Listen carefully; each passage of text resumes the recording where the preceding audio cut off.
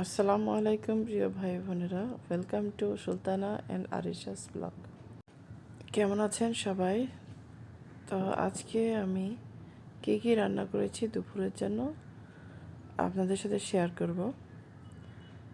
তো আমি রান্না করেছিলাম মূলা শাক, সাথে শিম আর ছিল ফুলকপি, এক সাথে ছিল মুরগি।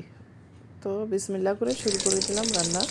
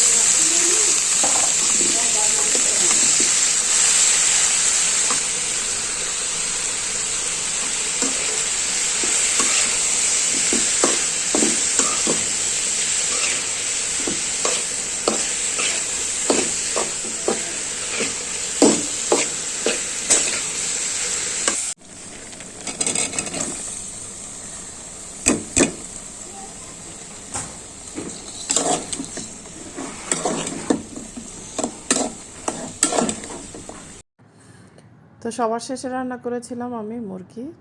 তো হয়ে গেছে, সাথে ফুলকপি।